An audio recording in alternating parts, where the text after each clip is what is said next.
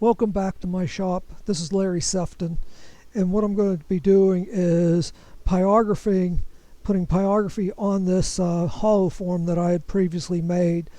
Uh, um, if you look, you can see that I put guidelines on it, and the guidelines are just because I'm going to be trying to do them in a perfectly circle to go around it, rather than a total random pattern. I'll probably be starting in the middle on this hollow form, and what I'm going to be doing is using a this particular brand right here.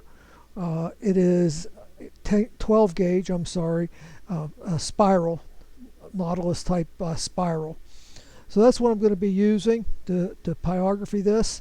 And before I get started, what I usually do is test it on a piece of scrap wood to make sure it's doing what I want it to, and make sure it's up to temperature.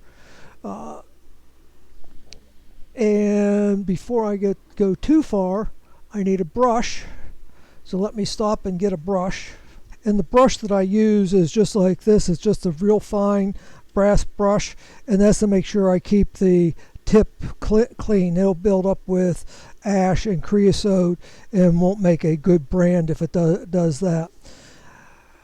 You'll notice a couple things regarding how I do this. I do have a foot pedal down here. I don't know whether you can see it. That is my dead man switch in case I get up. I typically start off on a piece of scrap wood to make sure that it's working correctly and doing everything that I want. I should turn it on, and it'll take a while for this to come up to temperature.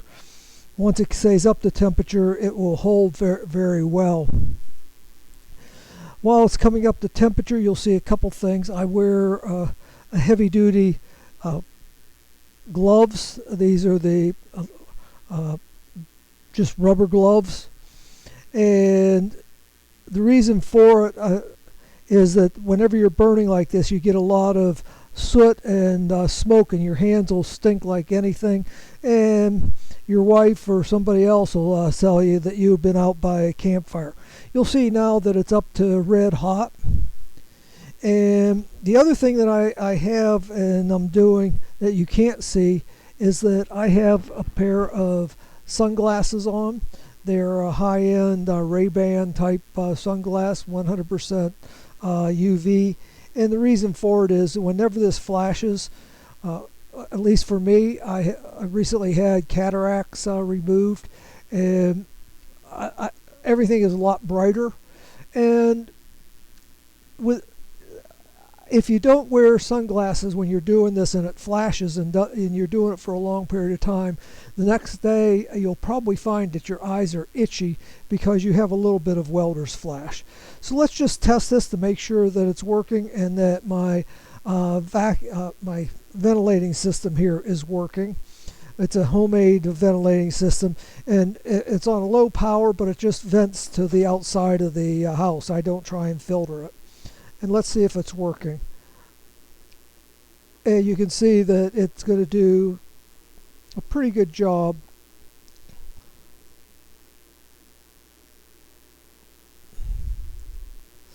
And you get a nice deep brand. So let's go ahead and get started. There's not going to be much talking through this. Again, I start in the middle, and that's so that I can move in any one direction. And if you start at the bottom and work your way up, you're off quite a bit whenever you usually get to the top. So I usually start at the top. And in this case, I'm going to try and keep this point here at the top of the mouse all at the top. So I'm just going to start off right here.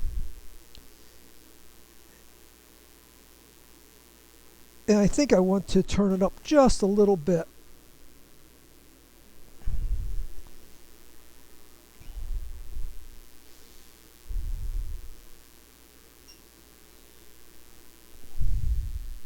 I tend to overlap them a little bit.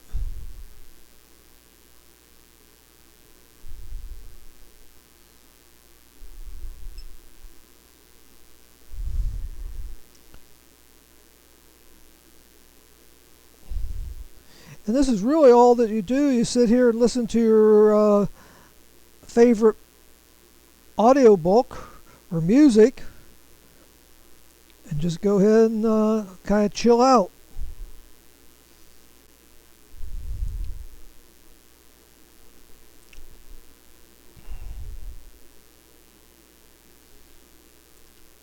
Again, this particular brand or point is 12 gauge. When you're putting this much heat onto it, sometimes you actually have to stop and let your piece cool down a little bit. Otherwise, you'll find that it'll dry out too much and actually crack on you.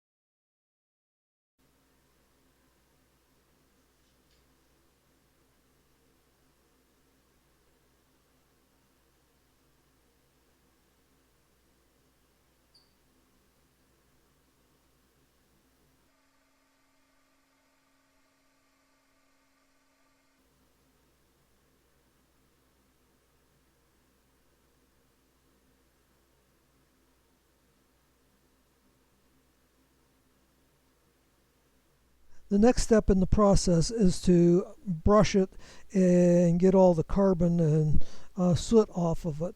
And for that, I use a very soft brush. It's a brass brush. It's a jeweler's brush. And it's gotten from Rio Grande. And they're about $9 a piece. They come with a long handle, but I cut the handle off because I don't really use the handle for anything. So next thing, like I said, is to brush it off. Now you'll see that I'm doing it next to the vent here. That's because there is a lot of dust that comes off of it. And if you don't wear a mask or something, it will go up your nose and you'll have a lot of carbon in your nose. So make sure you put it by a vent of some kind. And you got to brush it pretty hard. And if you look real close, you can see it, how it comes off. And you can, if you look, you can see it coming off there. So you want to brush it real good.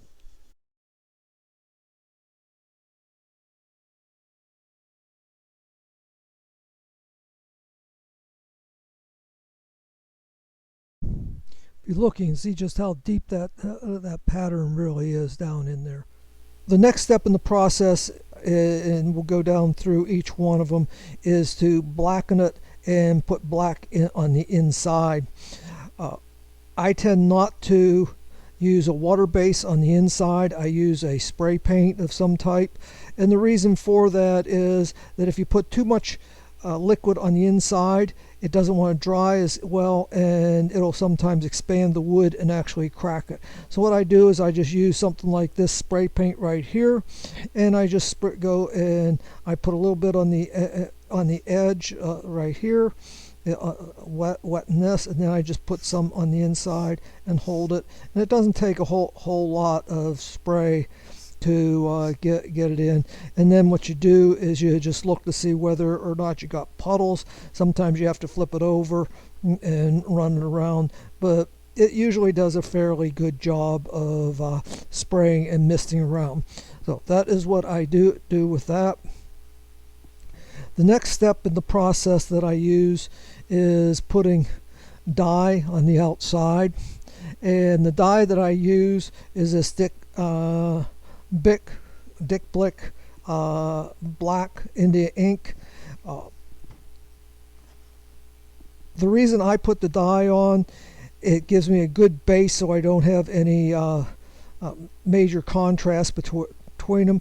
The biggest reason though is if it gets scratched, the black is so deep into it you don't see the scratches, or if somebody chips off a little piece of paint that we're going to put on here later. So it's a lot better to go ahead and put it on and put the black on, and it just work. I've found this just works a lot better. Use this India ink, and what I typically do is just pour a little bit inside a container, set it aside, and make sure to put the top on, because if you don't, you end up spilling it. And then what I do is I just cut a little bit of fabric, not fabric, a sponge. Boy, these are dull scissors.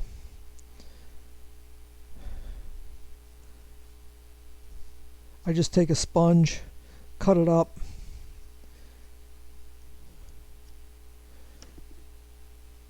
and use a sponge on it.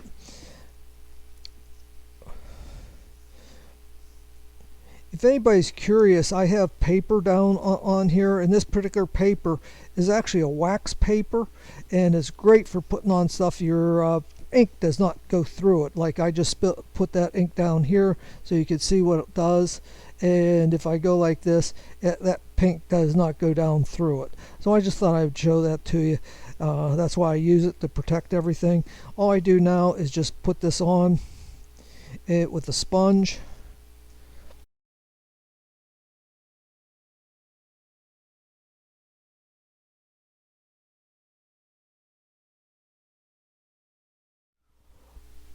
The next step in the process that I use before I actually put the paint that I'm going to do on it, a lot of times spray it with shellac, and that is nothing more than a real nice sealer, and as most people know, almost all paints will stick to shellac. I would prefer, sometimes I use the non-wax shellac, but I'm not going to be putting this on very heavily, so the paint will still stick to this. So all I do is I just shake up the with the spray can, test it a little bit, make sure it's going, and then I just put a real light coat of shellac on it, like I am right now, and just put a real light coat on. And you can see I can even get it on my hand sometimes. Shellac is a very safe product. In fact, they use shellac in a lot of foods, and you can actually eat shellac. For instance, I think it's M&Ms that is coated with shellac. So all this does is seal it real nice, and will allow it to, whenever you go to paint it, the paint doesn't soak in quite as much. So that's the first step. I'll let this dry a little bit, and then we'll go on to the next step of starting to paint it.